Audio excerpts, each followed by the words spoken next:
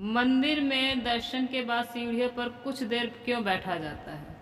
अक्सर घर के बड़े बुजुर्ग यह सलाह देते हैं, मंदिर में भगवान के दर्शन करने के बाद कुछ देर बाहर सीढ़ियों पर बैठना चाहिए और तब वापस घर आना चाहिए। इसके पीछे कोई वैज्ञानिक कारण नहीं है, लेकिन कुछ धार्मिक मान्यताओं के चलते लोग इस परंपरा का पालन करते हैं।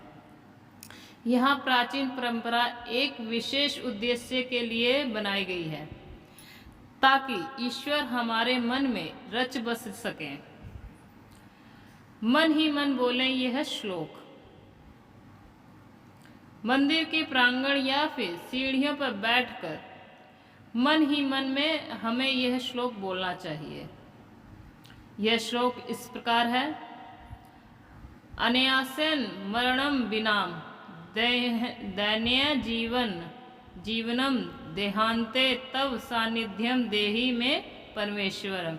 अनायासम मरणम प्रतीकात्मक अर्थात बिना तकलीफ के हमारी मृत्यु हो और हम कभी भी बीमार होकर बिस्तर पर पड़े होकर या फिर कष्ट उठाकर मृत्यु को प्राप्त न हो। हमें चलते फिरते अपनी शरण में बुला लें। बिना दैन्य जीवनम अर्थात परवाश्रित का जीवन ना हो, या मतलब हमें कभी भी किसी के सहारे ना पड़े रहना पड़े। जैसे कि लकवा हो जाने पर व्यक्ति दूसरे के आश्रित हो जाता है, वैसे परावश या बेबस ना हो। ठाकुर जी की कृपा से बिना भीख के ही जीवन बसर हो सके। देहांते तब सानिध्यम अर्थात जब भी मृत्यु हो तब भगवान के सम्मुख हो। जैसे भीष्म पितामह की मृत्यु के समय स्वयं ठाकुर जी उनके सम्मुख जाकर खड़े हो गए थे। उनके दर्शन करते हुए प्राण निकले। देहि में परमेश्वरम, हे परमेश्वर ऐसा वरदान हमें देना हमारी आत्मा परमेश्वर को प्राप्त हो और हमारी देह को मोक्ष मिले। हे ईश्वर हमें अपनी शरण में लेकर हमारा उद्धार करें।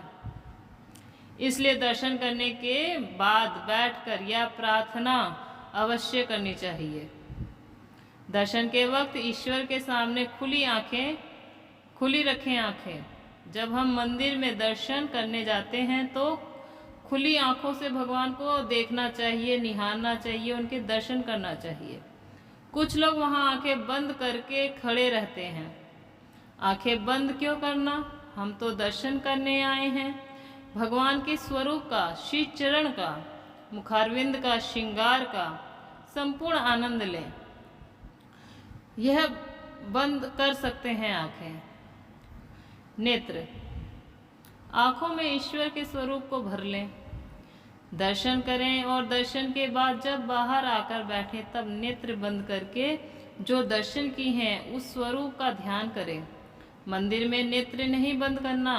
बाहर आने के बाद जब मंदिर के प्रांगण में बैठकर ईश्वर का ध्यान करें तब आंखों को बंद करके ईश्वर की छवि के बारे में विचार करें।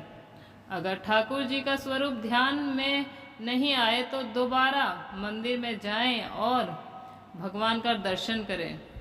नेत्रों को बंद करने के पश्चात उपरोक्त श्लोक का उच्चारण करें। मेरी ये वीडियो अच्छी लगी हो तो मेरे चैनल को लाइक करें, सब्सक्राइब करें, शेयर करें, कमेंट करें। ऐसी और वीडियो देखने के लिए सब्सक्राइब जरूर करें।